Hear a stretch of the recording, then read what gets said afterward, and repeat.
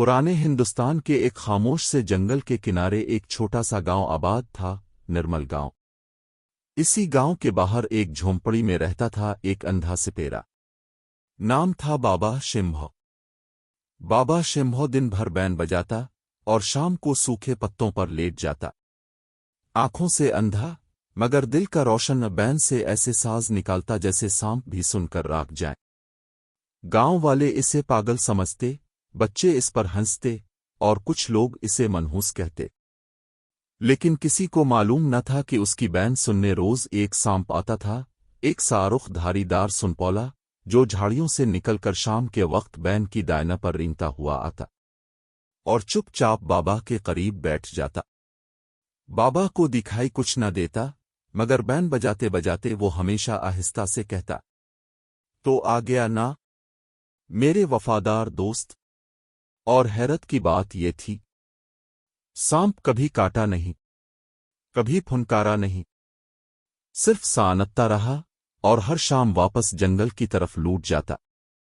लोगों को इस दोस्ती का पता न था, मगर कुदरत एक नई कहानी लिख रही थी।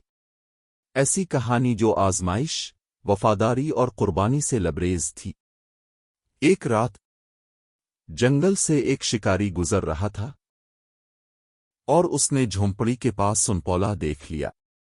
वो ये न जानता था कि वो सांप सिर्फ एक जानवर नहीं, बल्कि एक अंधे का वाहिद दोस्त है।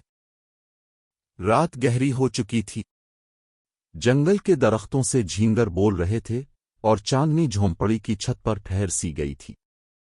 बाबा शम्बेवनी हसन मामूल अपनी बैन निकाली, सांप की पसंदीदा दायना बजानी शुरू की और धीरे से कहा, मेरे दोस्त, आज भी आना।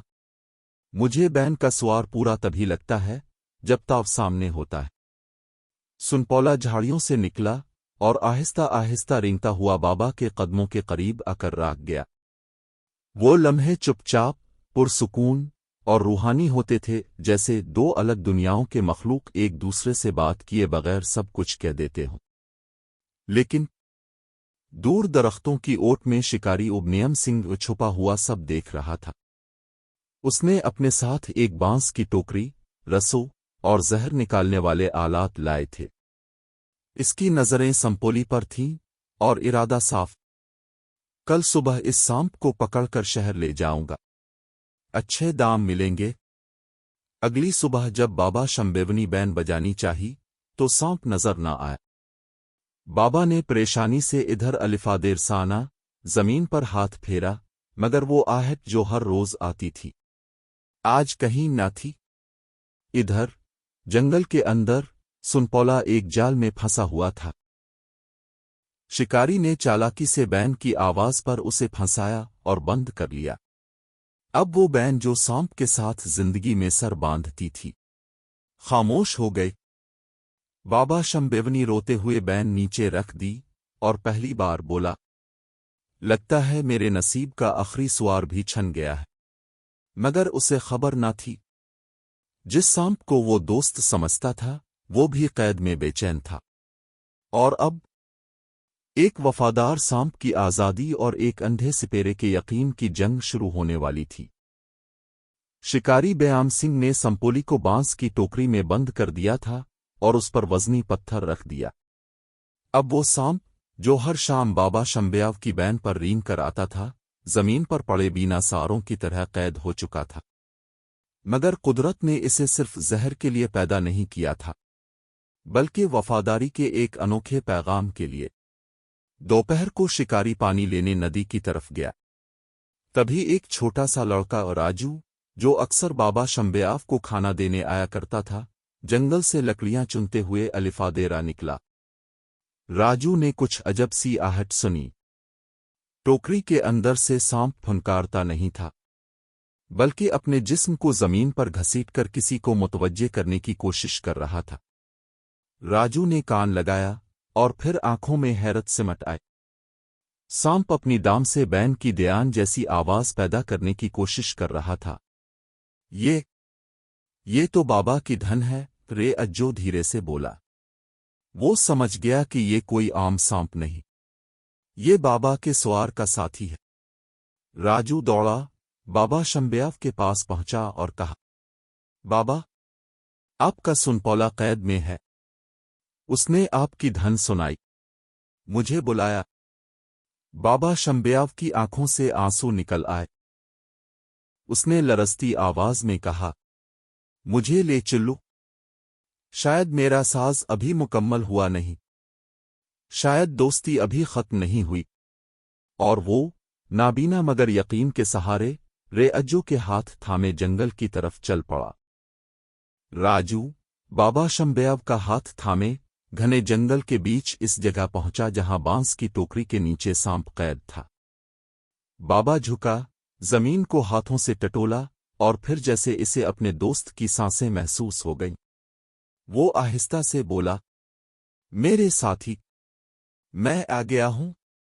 बैन फिर बजेगी, ताव आजाद होगा। मगर इससे पहले ही दरख्तों के पीछे से बेआम सिंह शिकारी निकल आया, हाथ में तलवार, चेहरे पर गुस्सा। अरे अंधे, ये सांप मेरा है, बाजार में महंगे दामों बकेगा। राजू खौफ से पीछे हट गया। बाबा शंब्याव ने अपनी बैन निकाली और राख राख कर इस धन का आगाज किया।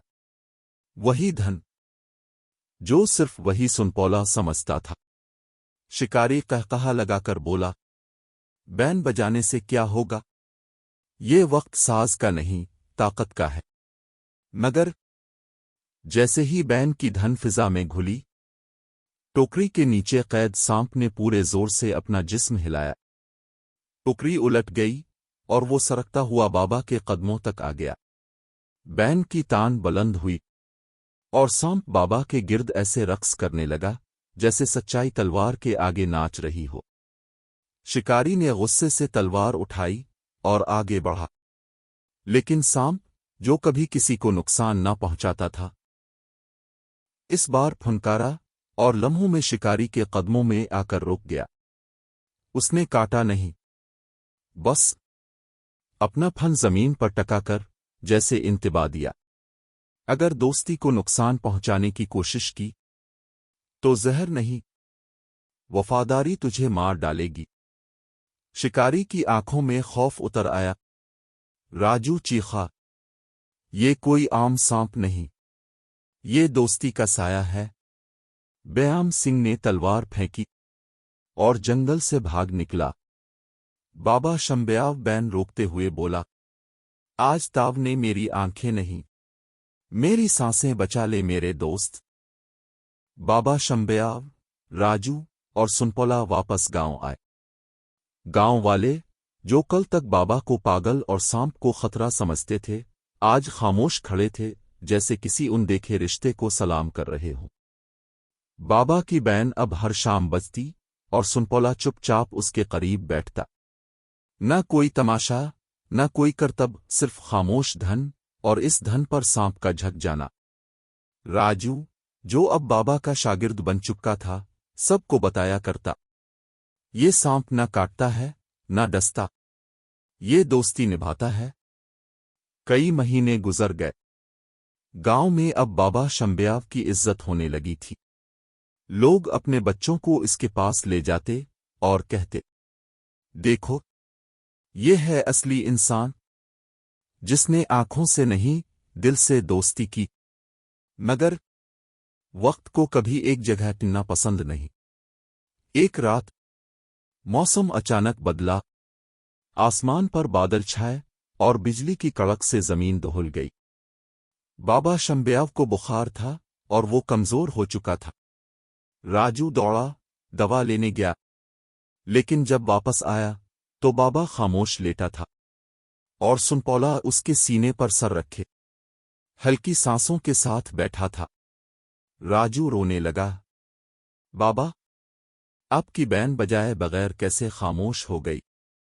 उसी लम्हे सुनपौला ने आखिरी बार बाबा की बैन को सूंघा, फिर धीरे से इसके हाथ के पास आकर अपना सर रख दिया और हमेशा के लिए साकित हो गया। बाबा और सांप दोनों इकट्ठे चले गए। सुबह जब गांव वाले पहुंचे तो सब ने एक अजीब मंजर देखा। बाबा शंब्याव का जिस्म पुरसुकून और सुनपौला उसके पास लेटा, जैसे जिंदगी भर के लिए वफादार। गांव के बुजुर्गों ने फैसला किया, इन दोनों की कब्रें साथ होंगी, क्योंकि ये सिर्फ इंसान और जानवर नहीं थे, ये दोस्ती की अलामत थे। बरसों बैठ गए। बाबा शंबयाव और उसका वफादार सुनपौला एक साथ दफन कर दिए गए थे, गांव के बाहर दरिया किनारे एक पुराने बरगद के नीचे।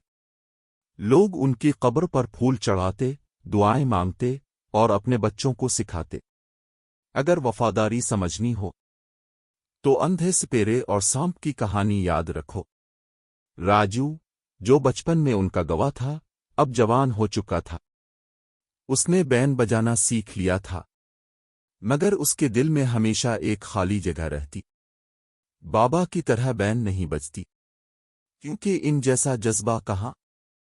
एक दिन बहुत खामोशी से राजू बाबा की कब्र पर आया, हाथ में वही पुरानी बैंड। वो जमीन पर बैठा, आंखें बंद कीं और आहिस्ता से बैंड बजाना शुरू किया। बैंड की तान बुलंद हुई और जैसे हुआ ने अपना रुख बदल लिया हो। बरगद के पत्ते सरसरा उठे, जैसे पुरानी रूहें जाग गई हों। परिंदे चुप हो गए और फिजा में एक अजीब सी नरमी फैल गई।